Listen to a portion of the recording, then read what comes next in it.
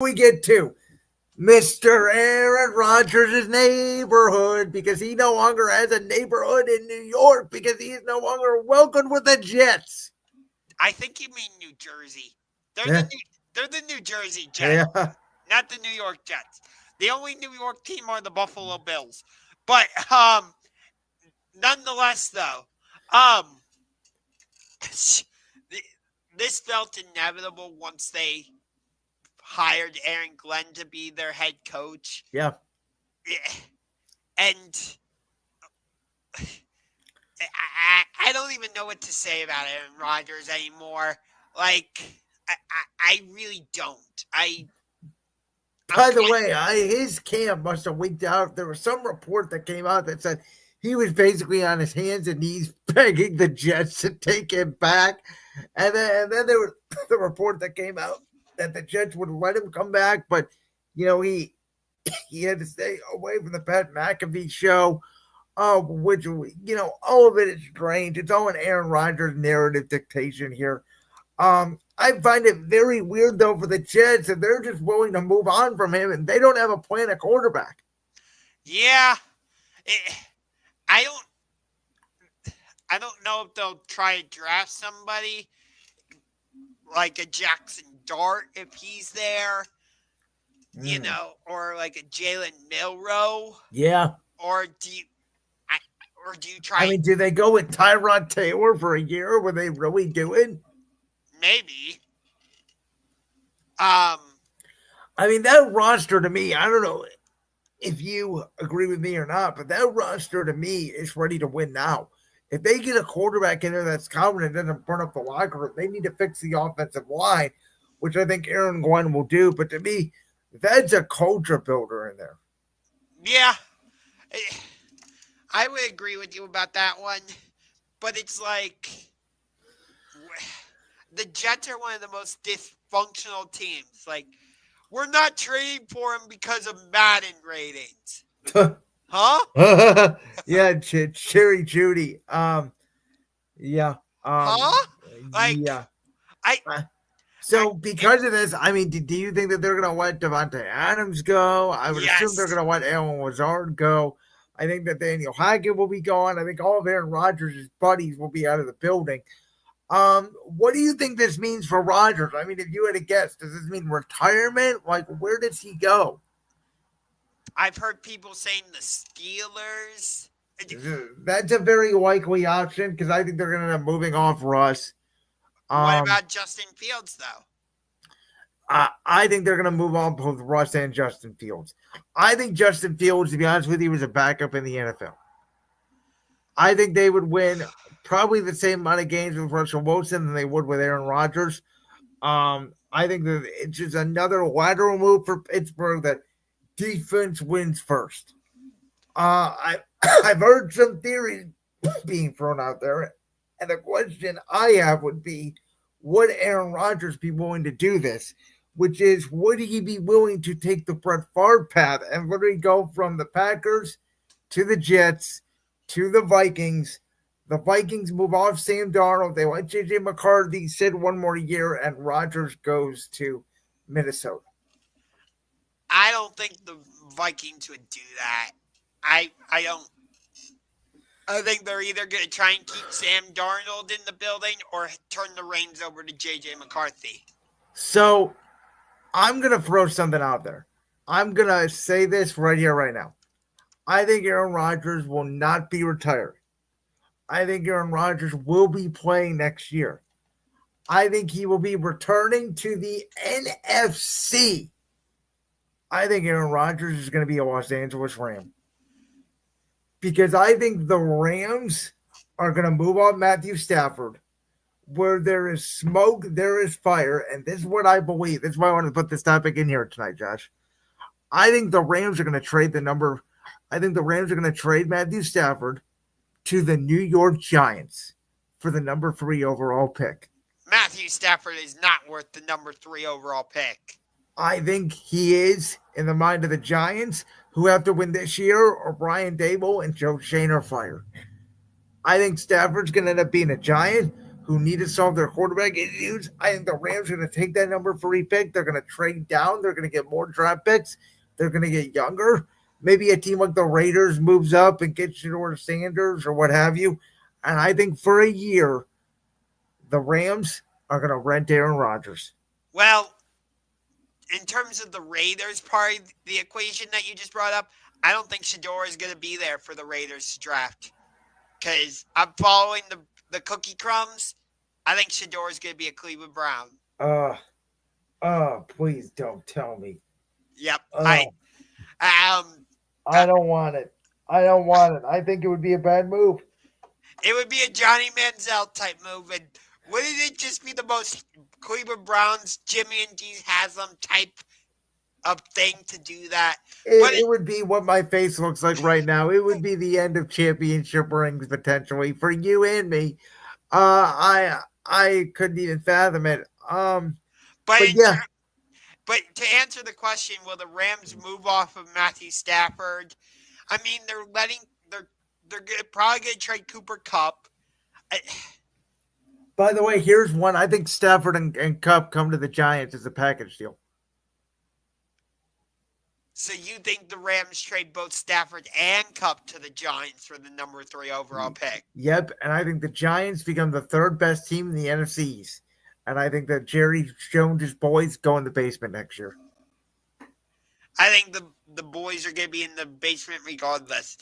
Well, once the Giants don't get a quarterback, I mean, to me, the Giants have to win.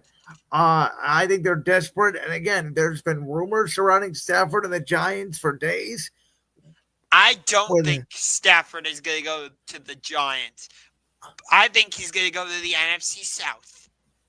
The Atlanta Falcons. Oh, so you don't think they are going to play with pennants? I mean, the Falcons have a playoff caliber roster. They got some good production from Penix, but I think there's a chance they bring in Stafford. And that's a good one. You know what, Josh? That's a really good one. I didn't even think about it. He played college at Georgia.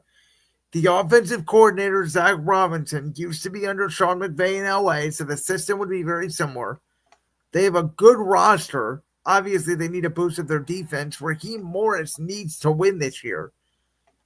I don't hate that move. Yeah. I think he could go to Atlanta. I really do. Do you think, though, like I do, like I think week 1 next year, he will not be a Los Angeles Ram? I would agree with you. Okay, so let me ask you this. Because according to many, Eli Manning got snubbed from being a first ballot Hall of Famer. I'm not going to ask you if Stafford should be a first ballot Hall of Famer. But do you think when he retires, will Matthew Stafford end up in Canton, Ohio? He has a Super Bowl ring. That helps. He had one of the best wide receivers in NFL history in Megatron, who is already in the Hall of Fame, which I think that helps. Here's my issue with Matthew Stafford. Okay. This has always been my rule of the NFL Hall of Fame. All right. 2 rules. Number 1, if I have to think if you're a Hall of Famer, you should not be a Hall of Famer. I have to think about Matthew Stafford. Here's the other thing. If I'm not scared of you as a player, you should not be in the Hall of Fame.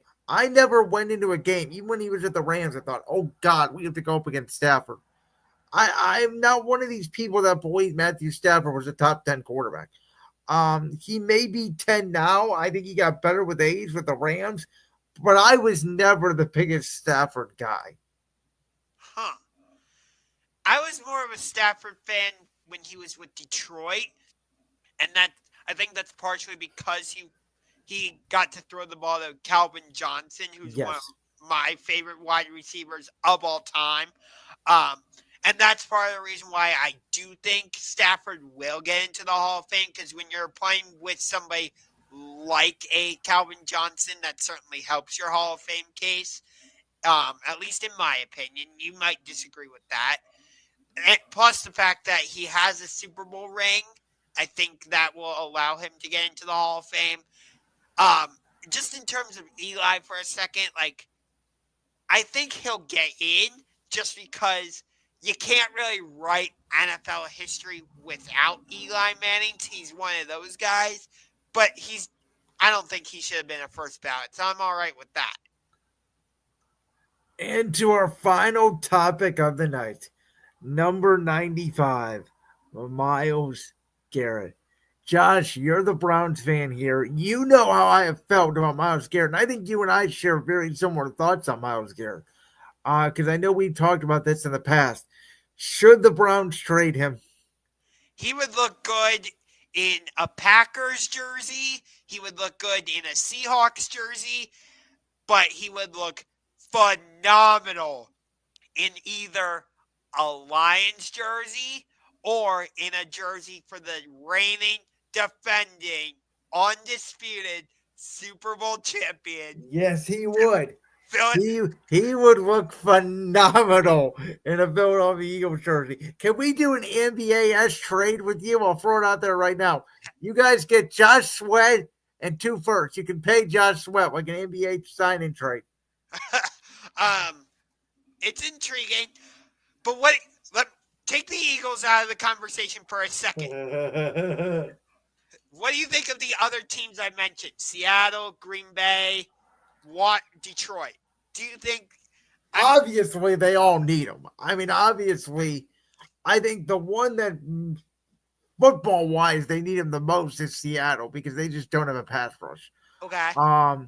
Detroit, boy, him and Hutchinson would be something. Yes. And I don't care about the salary cap. I think you figure out the cap. Who cares? That'd be a great move for them. That would fix their defensive line issues that even with Hutchinson they had. Maybe they bring back Zadarius Smith. You put the gang back together on occasion with Garrett and Zadarius. That would certainly help the Lions' case for losing both their coordinators. And then Green Bay, that would be an uncharacteristic move for them because they don't necessarily make big trades, but that would send a message that they do believe that they have a Super Bowl caliber roster. Yeah, I agree. It looks like, I don't know about on your end, but it looks like my screen is frozen. Your screen is frozen. Huh. Let me do this. I'm trying to see that. Sorry for the technical glitches, folks. Yeah. Okay, so Josh just I think for Green Bay, it would really show to them that again they are a proven Super Bowl commodity. I think that they probably need to go after a number 1 wide receiver right now, more so than Myles Garrett, where I think Detroit and Seattle sort of had the infrastructure in place, and Myles Garrett would be the last sort of piece to that puzzle. There we go. I think we got it fixed now. So basically what I was saying while you were gone is I think for Myles Garrett to go to Seattle or Detroit, he would be their last piece of the puzzle. For Green Bay, I still think they need to go out and get a number 1 receiver. And I don't know if Myles solves all of their issues. Okay. And then the obvious one in the AFC would be Buffalo. Yeah, I don't think Cleveland's going to trade him in the AFC. I mean, do you? No. But then again, the Browns traded Amari Cooper to the Bills. I mean, would they dare trade him to Kansas City? No way. No way. I'll throw another team out there that I think is a little bit under the radar. I'll throw 2 teams out there in the AFC. One, do the Chargers decide to move off Khalil Mack and Joey Bosa and spend that money for a younger Myles Garrett? I think that could be an interesting trade. The other one I think could be Indianapolis, who certainly needs help on the defense side of the ball. How about this one? Browns fans would not like this because of the drive or the fumble. Denver. Yes. That would be a good move for them too, and they have Bo Nix on a rookie deal. I think that's a good call as well. Listen, in order for this trade to work, though, if I'm Andrew Berry, who is not the brightest bulb in the room, as we know, I think I want at least 2 first-round picks, and I want a player. Yeah. maybe so. Like if you're Buffalo, maybe you give up like a Gregory Rousseau, something like Yeah, I that. think you need to give up a young pass rusher. By the way, to answer the question on the screen, the Browns should trade Myles Garrett. I I, agree. I also believe they should not pick a quarterback at number 2. I think you get Myles Garrett's replacement in Abdul Carter out of your Penn State Nifty Lions at number 2. I understand that, but I think desperation will will surround the Browns like this dark storm cloud, and they will go with Shador Sanders. And by the way, for all those Browns fans out there saying, oh, we shouldn't trade Myles Garrett, he's such a great player. What did hanging on to Joe Thomas? It was a great left tackle, but what did hanging on to him do for you for 15 years? What's hanging on to Myles Garrett going to do for you when you're not in a position to win football games right now? Yeah. You need a lot of talent. Yes, the mythological creature is in Lake Erie. I can talk about that in a separate video if you really want. But yeah, I mean I almost said Andrew Thomas. No, Joe Thomas. Like he got into the Hall of Fame. He played like a record 10,000 some snaps in a row before. The poor guy never played in a playoff game. In my opinion, the greatest left tackle ever played in the NFL. Yes, and he was drafted while he was out fishing, I believe, as the number 3 overall pick. Now, Myles Garrett was the number 1 overall pick, and you guys, me and Josh, are like the only 2 people in Cleveland that agree. Myles Garrett took like half his plays off when he was in Cleveland. But I think having a guy like Aiden Hutchinson, like you mentioned, or having even a Jalen Carter in Philadelphia, somebody else on the other side of Garrett, that way he does not get double teamed. I think he would have a career year wherever he went. Yeah. Think about the one great year he had that we all said it was 2 years ago when Zadarius Smith was healthy. Yeah, exactly. I feel like that's when Myles Garrett has been at his best. Like when we had Jadeveon Clowney here, for example. Yes. And Clowney was healthy, and Clowney made a good impact, except his coach was Redward freaking Kitchens. Yep. So, I mean, listen, I don't blame Myles Garrett at all. I don't blame him for going out on media row. I think Andrew Berry is going to try to be a stickler here because Andrew Berry is already getting beat up by the press. I don't think he wants to get beat up even more by turning away Myles Garrett and potentially letting Nick Chubb go after making the worst trade in NFL history. That's kind of where I'm at. That trade has blown up so badly. There is so much egg on Andrew Berry's face and Jimmy and D Haslam. You can't even see their faces. It's just egg yolk. Well, and that's my point. Think about the beating Andrew Berry would take if not only does the Watson trade not work out, then he trades Myles Garrett. Oh, and by the way, we're not going to bring back the heart and soul of the football team, Nick Chubb, because I don't think Chubb will be a Brown. Oh, and also, we want to build a new stadium in Brook Park. What? Yeah, and we're going to sell tickets to it. Yes. Here, I have a better idea. Instead of building a new stadium, let's just get a giant crane, put a circus tent over for Huntington Bank Field, sneak into the Browns equipment room, paint all the Browns helmets white, and put a big red nose on it. There you go. The Cleveland Clouds. Yay! You know, there's one place where I do not want Myles Garrett to go. Baltimore? No. Pittsburgh? Washington. Oh. For obvious reasons. Yes, I can understand that.